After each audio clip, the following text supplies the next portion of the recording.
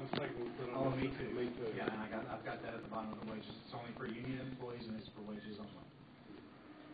I mean, you can see when with the wages, I put that right below it. And on the me too, just refers to FOP union negotiation only. It says union. Yeah. Any other union employees. On a one-time basis, or is this for? Well, it's for this contract.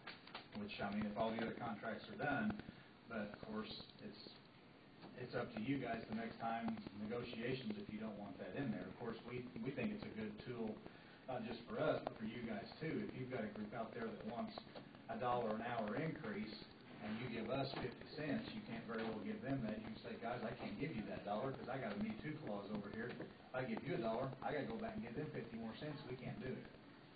So it's a good tool for employers as well, but it's for this contract, and if the county wants it out the next negotiations, of course, like we have the right to ask to add anything, we have the right to ask to have anything removed. Speaking on that note of removal, what if it goes the other way? What if we just sign a contract FOP for $0? But now, is their contract done for the same period as ours? Mm-hmm. What if we sign them 0, 0, 0 on pay increase? Then it would be time hard for. Do you go down to the 0? If our contracts are the same, and I don't think the FOP is going to settle for 0 if we got 2%. I don't know that. Well, I mean, we've signed for it too. Because, I mean, we just throw that out. Right, but they've got arbitration. I guarantee you, if they know we got 2%, they'll take you to arbitration over 2%. And an arbitrator would be very hard pressed not to give them at least 2% when you've already gave other people in the county that are union 2%. I'm not too worried about them accepting 0. But if it happens, well, and we agreed to take 0 the first time around. I think we were the first ones to actually jump on ship, realize that you guys were in financial. I mean, these girls work in the treasurer's office, so they know if you're blowing smoke or not. And they've called me and told me, hey, they're not lying, they're broke, or they're hurting here or there. So I don't think we've ever had a problem with these girls that you negotiate with us to sit here and understand the plight of the county. Like I said, we agreed to take a 0 right off the bat because we knew you guys were broke. And we wanted to save everybody's job. So we agreed to take 0 the first year and a wage opener the second and third. So that's what got us kind of a year and a half into the contract. But I mean, next go around, if you negotiate with the FOP first and they do 0, 0, 0, we're going to be hard pressed to come in here and get anything more than 0, 0, 0 out of you if you didn't give them more. So that was just a hypothetical question anyway, whether it went both ways or just only up, Well, I guess, does it mean that we get 2% and anything over 2% that's given to anybody else, we get that? Well, we don't get it's less. a Me Too. No group out there is going to take less, a union group, then once they find out that another group's already got it. Especially with FOP, because FOP by law has arbitration, so you guys don't. Mm-hmm.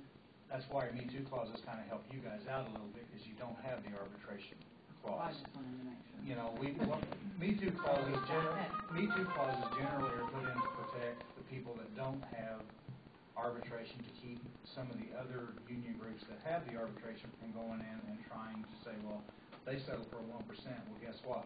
Since they took the cut, we're going to go for a 3%. And it also, like I said, it gives the county a tool, or the employer, I'll just say, because we have other non-county contracts, to come into an arbitrator and say, well, we have a Me Too clause here. These people accepted 1%.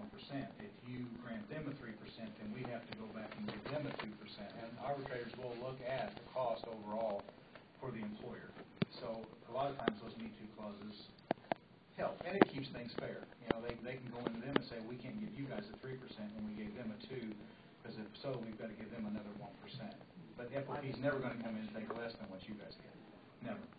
If that ever happens, I want to know, because I'm going to write on my calendar and make a plaque and put it on the wall, because that doesn't happen anywhere. I've been in union for 45 years and still a member. And I've never heard of such thing as Me Too clause. I guess that's something new people are coming up with. I can see the advantages. I can see the advantage and disadvantage of it. I've never heard of that thing. Where were you union through? Carpenters. Okay. Yeah. See, a lot of the construction contracts don't have those. That's more of a public sector, private sector wording. And here again, it's like I said, it's because you have certain groups that are mandatory by law that they have arbitration. then you got groups hanging out there that if they didn't get it during their negotiations or whatever, then they're hanging out there with, their only option is to let the contract run out and strike. And nobody wants to do that anymore. It's, it looks bad on the employer and the employees to. But even back then, you got your different councils. They look at what different other crafts do, bottleneckers, ironworkers, and stuff like that. They look around and see what they're doing too. So it's kind of like a Me Too thing in a way, but they're never quoted as a Me Too thing. But as far as negotiators such as yourself to step back and wait for another contractor to make up their mind, I just don't understand that. And I don't think I've never done that with, and I don't worry about that with a Me Too clause, because I know if I come in and say. Well, now that you've got that, but it wasn't in there before. You basically operated for a year without a contract. Well, but that was at the county board's request. I talked to Gerald at the time, and you guys were hurting on money. We'd already agreed to the zero the first year. I think you guys were going through the insurance information at the time, and Gerald called me and said, can we put this thing off until we get the insurance settled? We're in negotiations with a couple of the other groups. You guys have already agreed to zero the first year, but we're still negotiating with some of these other groups. So we agreed to wait. Normally, we're in here, we get it negotiated usually in a meeting or two, and we're done. I don't think we've ever, and usually you guys do the highway or the sheriff first anyway. A lot of times employers don't like doing more than one at a time, and it makes the members mad sometimes, but it's like, guys, I kind of understand, because right now I've got 18 of them on my desk, and sometimes it gets. Seems like this year we got hit with all of it at one time, but we did agree and settle with the county right off the bat, and with no big problems, and then you all followed suit, and then the FOP, they're voting now, apparently. So, it's been a very busy year on contracts. But okay, I'll look this over and get signatures on it or whatever, and get with Patrick later on today when he gets ready. Was he in court this morning? Yeah, they said he was in court this morning, because I was gonna show him. And when you get done, you can just give them to her and to Becky, and then they can. I went ahead. Normally we have you guys sign them, then we sign them, but I actually talked to my boss, and I said, that's a lot of driving at $3.55 a gallon. I said, if you guys can go ahead and sign it, and then when they sign it, then they can mail me. We need 2 originals. I said they can just mail me those.